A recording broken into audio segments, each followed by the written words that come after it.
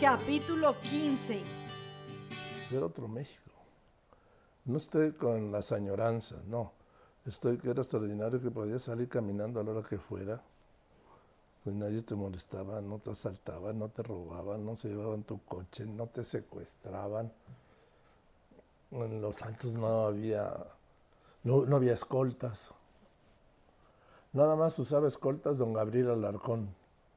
El daño del Chargoy, Heraldo. sí. Él era de los poquísimos que usaba escoltas y era muy interesante. Porque él mandaba, su coche era un Buick importado, porque entonces aquí solo había 5 marcas de coches. Chrysler, Chevrolet, Ford, Volkswagen, Renault, que era del gobierno, de la DINA, solo desaparecía.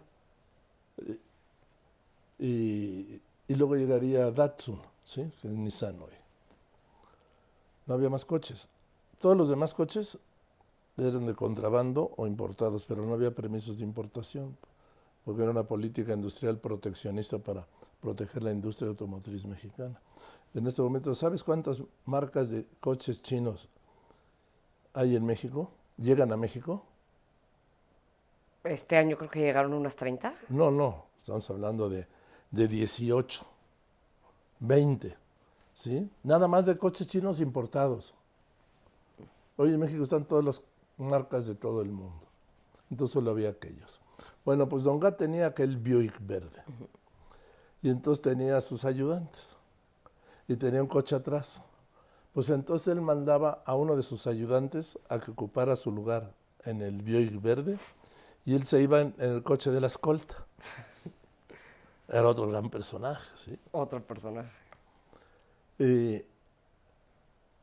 Entonces podías ir, venir.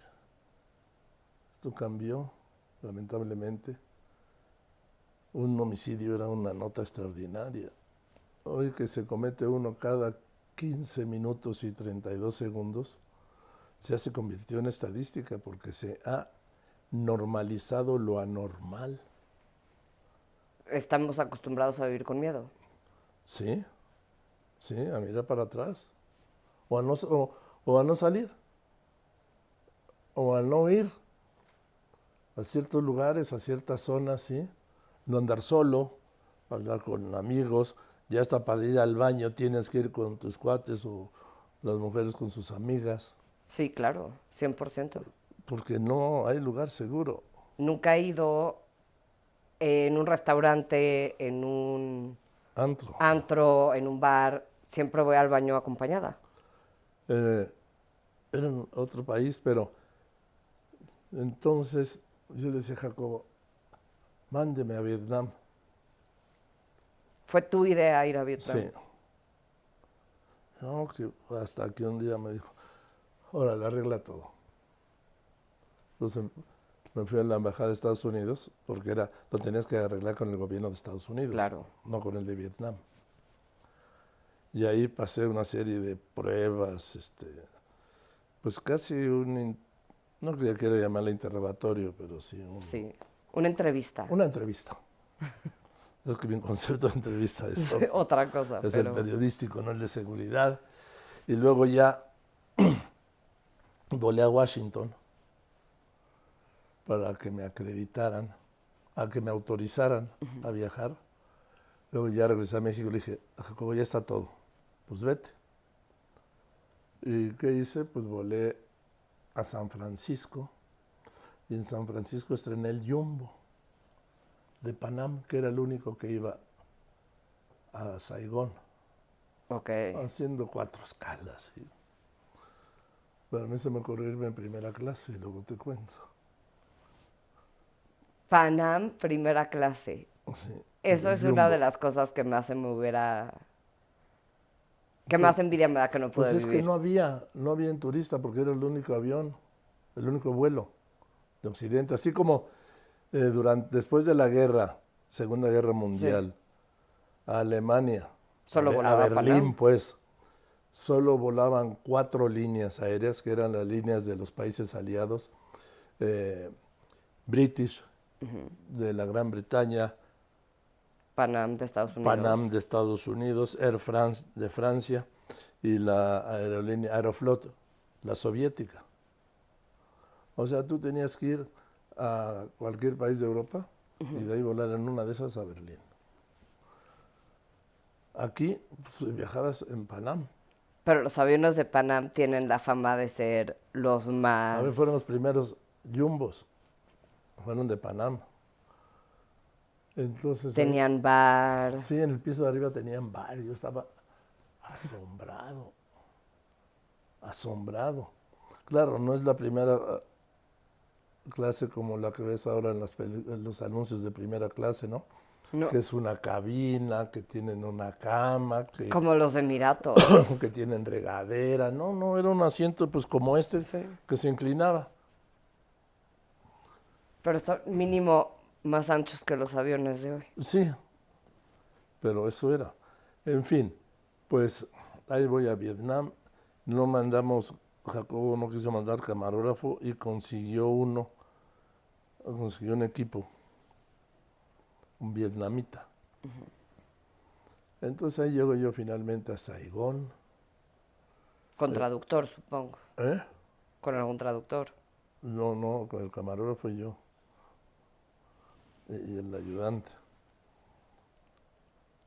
Con mi inglés que ha empeorado. No, pero sí nos entendíamos muy bien. ¿Y por qué dijo Jacobo que fuera un camarógrafo vietnamita? Pues porque ellos conocían todo el terreno, Claro. todas las zonas, donde sí, donde no, donde regular, Menos riesgo para ti. donde nunca, por dónde, a qué hora.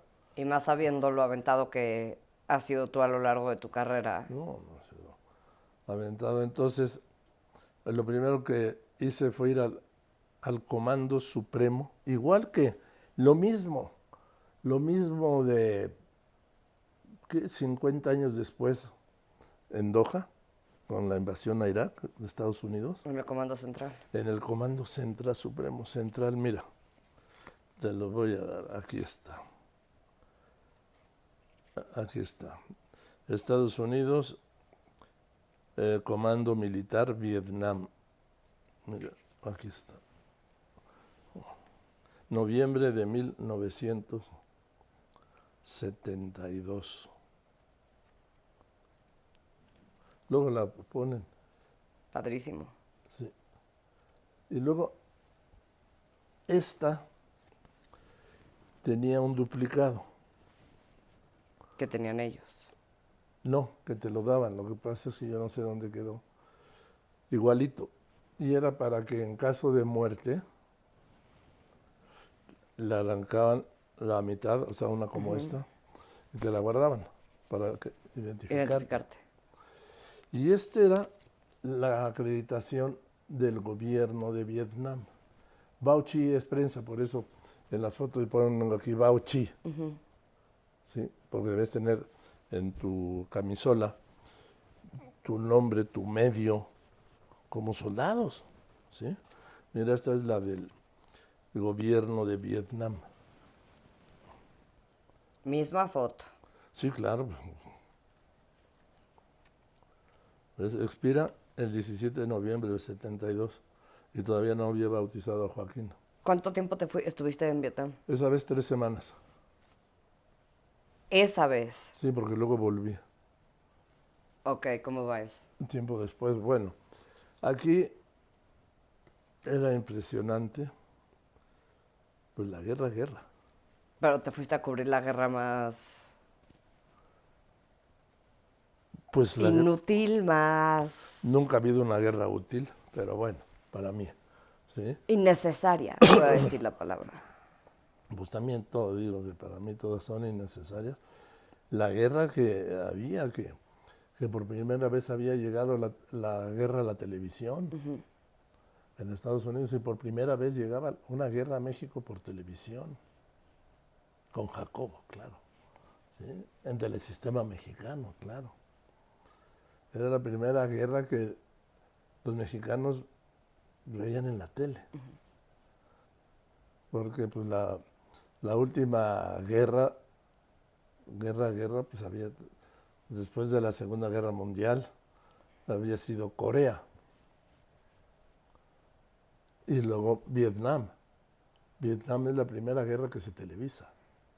Y es la guerra de la que más información hay. Sí, esa y de la Guerra Civil Española. Yo creo que de lo que más se ha escrito es de la historia de la Guerra Civil Española. Pero en fin, de 1936 a 1939, pero volvamos a esta guerra. Y la gente empezó a ver en el noticiero de Jacobo la guerra de Vietnam. Y muchos se pusieron a ver, pues, dónde estaba Vietnam. Porque a veces se decía, se llevaba algunas notas breves a veces, ¿no? En el sudeste asiático. Sí, ¿y dónde está? Sacaba a alguien un globo y decía, pues ve en el noticiero, pues vean, aquí está Vietnam. Pues no, les digo, yo por ejemplo cuando he enviado reporteros a algún destino, lo primero que les digo, a ver, abre el mapa. Que es lo que deberíamos hacer todos cuando viajamos por ahí, ¿sí? Incluso en México. Sí. Abre el mapa, a ver a dónde vas. ¿Dónde está Cuitzeo? Pues está en Michoacán. Sí, pero ¿dónde? Entonces es muy importante O sea, el saber mapa a dónde vas. para ubicarte y en el caso del reportero para trabajar. Y fíjate, cuando a veces avanzábamos y regresábamos para ellos mandar la película, yo escribir y grabar por teléfono. Y al día siguiente ya no podíamos llegar a ese punto, porque ya había avanzado el Vietcong. Entonces era una guerra cambiante, Claro. cambiante. Luego fui a Hue.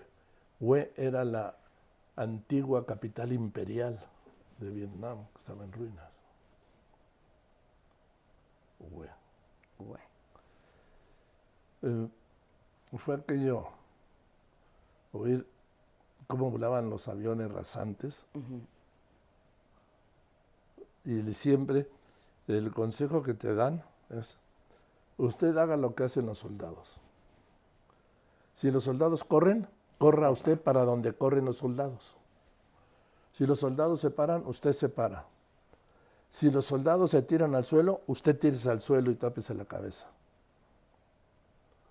O sea, hay que hacer lo que hacen los soldados.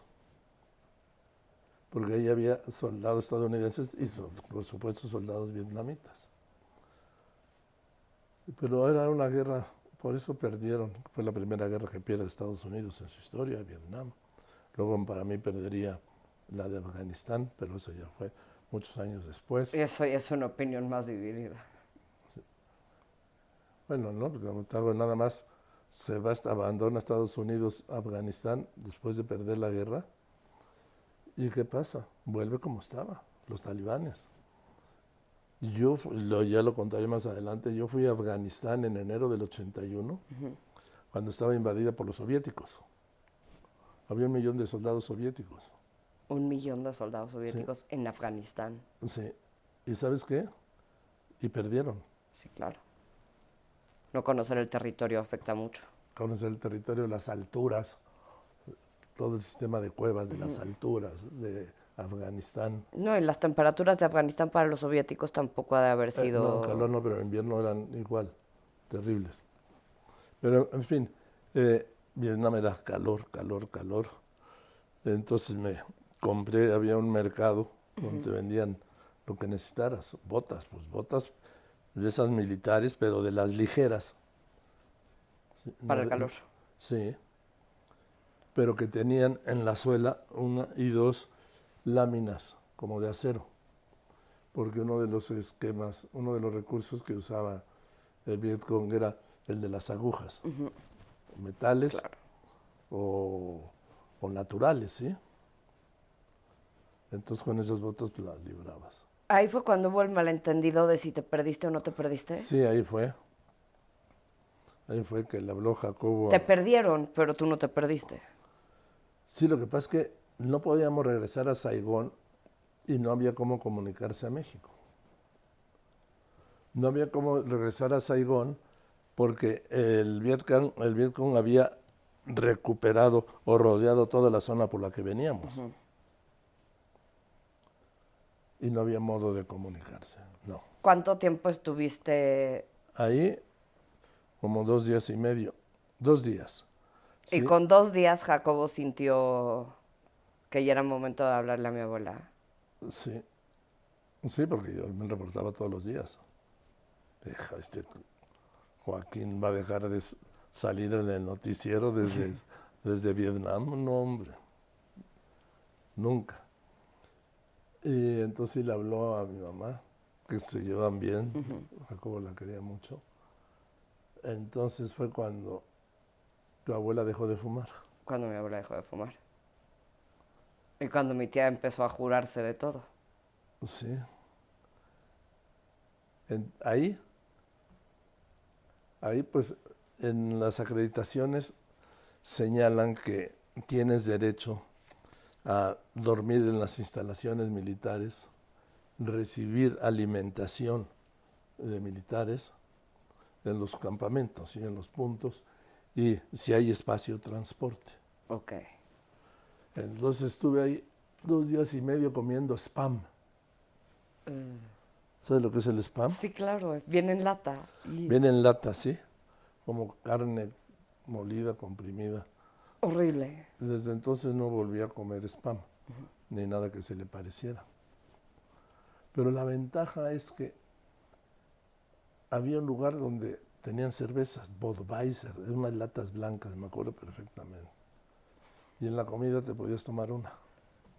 Bueno, a la hora que comieras. ¿Les daban cerveza a los soldados o nada más a los reporteros? No, los reporteros y a los jefes, ¿no? Sí, claro, a los jefes.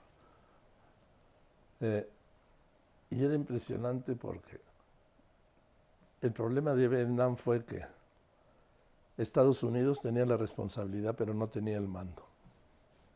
Es decir, había generales del ejército de Estados Unidos en el campo de batalla y tenían que esperar que los coroneles de Vietnam despertaran de su siesta para tomar una decisión, porque no los podían despertar, No, porque claro el que mando no. lo tenían los coroneles vietnamitas.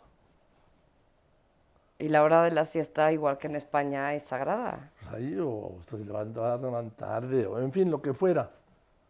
Y tenían que consultar las decisiones con los coroneles, que es una aberración en el concepto del rango militar. ¿Cómo que un general le va a consultar a un coronel?